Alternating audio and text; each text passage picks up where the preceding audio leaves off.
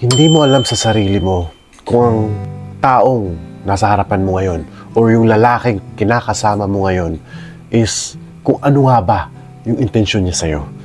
Is it pang matagalan ba?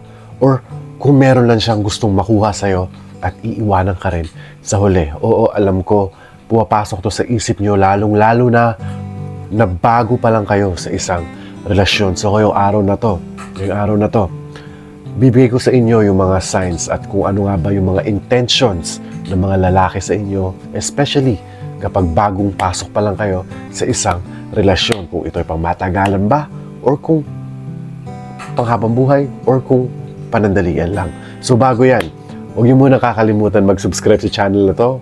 Kung bagong-bago pa lang kayo dito sa channel na to, ako nga po pala si Yuli Leonor. Isa po akong OFW dito sa South Korea. Nagtatrabaho po for almost 10 years. Mag-11 na nga rin po Mag-11 na. So, yan. Kung bago po kayo sa channel, huwag niyo pong kakalimutan na i-like niyo muna tong video na to.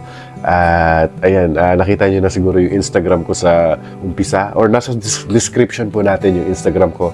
Kung gusto niyo makita yung mga personal life ko dito sa South Korea as an OFW. So, babatiin natin ang mga subscribers natin na nagpapa-shoutout since last week. At kung gusto nyo mapasama sa subscriber section, yan, isulat nyo lang po yung mga pangalan nyo. At kung taga-saan po kayong parte ng mundo, at isa-shoutout ko po kayo. So ito ang ating mga mahal na subscribers. Ayan, unang-una, binabati natin si Charolene Sulina ng Hong Kong, kay G. Taruk ng Pampanga, kay Jane Kelila David from Taiwan, kay Lucy Reyes ng Bacoor, kay Margie Torres ng Las Piñas, kay Daisy Pentecostes ng Dubai, at kay Carmen Rayman ng Germany. Yan, taga dyan po yung jowa ko sa Germany. Kay Saria Abad ng Riyadh. Hello po sa inyong lahat. At yan, napansin ko mostly po na nagpapa-shoutout is mga OFW at yung iba po ay nasa Pinas. So, ito lang po yung palagi ko masasabi sa inyo. Mag-ingat po kayo palagi. Ingatan nyo yung katawan nyo. At para pagdating ng araw, masaya pa yung bonding natin kasama yung mga pamilya natin. Lalong-lalo na pag OFW kayo. So, ingatan ng sarili, kumain ng gulay para umaba ang buhay. Let's go to the video. Mga ways to know kung ano nga ba ang intention ng isang lalaki sa inyo. Number 1 is you have to judge his action, not his words. Okay, Tagalogin natin yan. I-judge mo yung mga actions niya. Huwag yung mga sinasabi niya. Kasi mostly magaling yung mga lalaki mambola, magaling sila magsalita. Like, mostly ipapangako nila yung buong mundo sa'yo. But it always depends on how he do it. Kung puro salita lang ba siya, kulang sa gawa. So, you girls better not fall for that. Wag kayong, don't be easily fall for that type of trap. Kasi, dyan mo malalaman yung isang intention ng lalaki sa'yo, lalo na sa'yo, sa nanonood man ngayon itong video na to, is kapag puro lang siya salita at kulang sa gawa. But kung puro gawa, is you will know the intentions right away, Malalaman mo kung totoo ba siya sa sinasabi niya o binebentahan ka lang niya ng pangarap. You know what I mean by that? Nagbebenta lang siya ng pangarap sa'yo through words, someday ganito, someday ganyan, pero kulang sa gawa. So, you should listen to those actions, not those words. And number 2 is to back up the number 1 is the consistency over time. Kapag ginagawa niya nga, kailangan meron siyang consistency. Kasi napaka-important natin ang consistency na yan. Diyan mo matitest yung capability ng isang lalaki kung hanggang saan nga ba yung makakaya niyang gawin at yung mga pinangako niya sa'yo, if how long it will take na kung hanggang kailan niya kayang gawin yun. Pamatagalan ba o panandalian lang, di ba? Kasi meron nga iba dyan na sa umpisa lang, di ba? May kasabihan nga tayo na kayong mga lalaki, sa umpisa lang kayo magaling, di ba? Mga ganun bagay. So, you have to check the consistency of that guy. I-check nyo kung palagi niyang ginagawa to.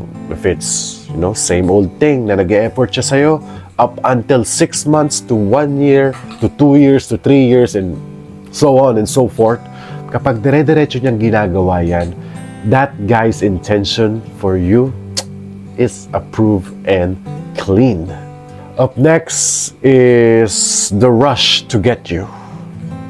Ito naman is all about the sex. Okay? Sa sex. Minamadali ka niya masyado sa pagkuha sa'yo. Minamadali ka niya ipasok sa kama. You know? Gusto niya agad-agaran, bang, instant. Ipapasok ko na niya sa kwarto. Tapos yun, kukunin niya agad yung gusto mo. Tapos papangakuan ka niya na papangakuan ng ganito, ganyan, para maulit pa kung ano man yung pinaggagawa sa kama. Kasi, girls, I am telling this all the time. Okay? Ipaalala niyo rin to sa mga anak niyo, mga babae, na the biggest cash prize that a man can get from a girl, I mean, is yung sexual pleasure. Okay? Ayun yung pinaka malaking cash prize na nakukuha ng isang lalaki. So, you better make him work for that price. Okay? Wag na wag niyo bastang ibibigay. Lalo-lalo na pag minamadali ka niya, wag na wag ka matatakot kung ano man yung mga threat niya. Wag na wag mo ibibigay. Kumbaga, kilatis pulis yung gawin niyo sa kanya if his intentions are good. Kasi most guys na nagmamadali sa ganyan, nagmamadali sa sex, is those guys' intentions are not good for you. Yan lang yung gusto nila sa inyo. And period. That's all. Tama na. Kasi nakuha ko naman na yung gusto ko eh. Most guys are like that. So you better be careful. So don't allow him to get the rush on the bed. Up next is yung time.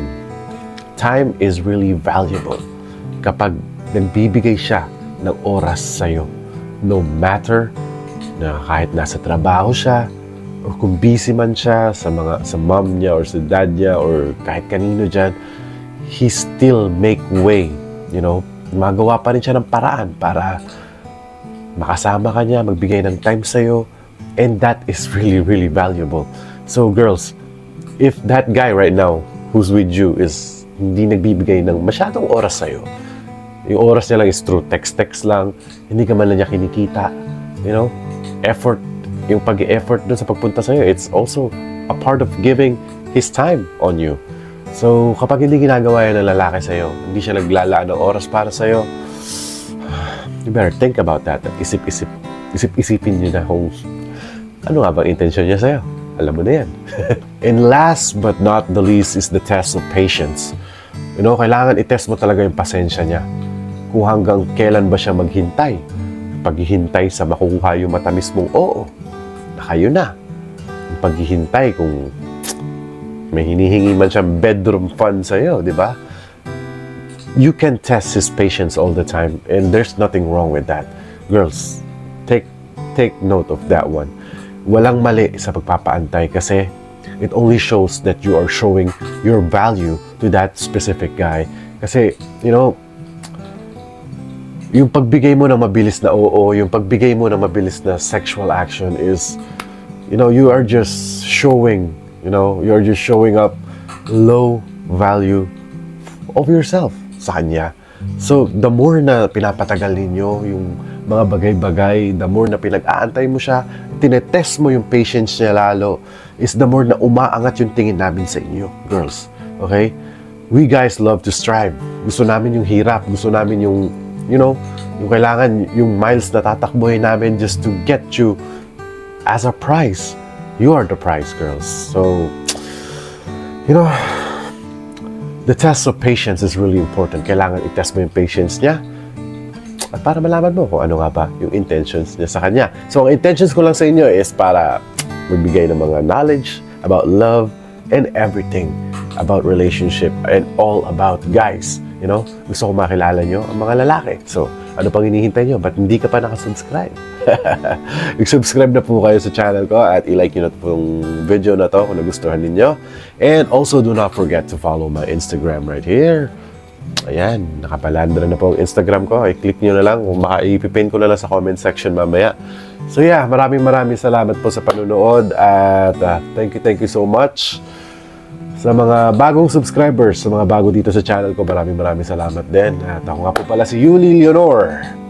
Lagi yung tatandaan, mahal na mahal ko kayo.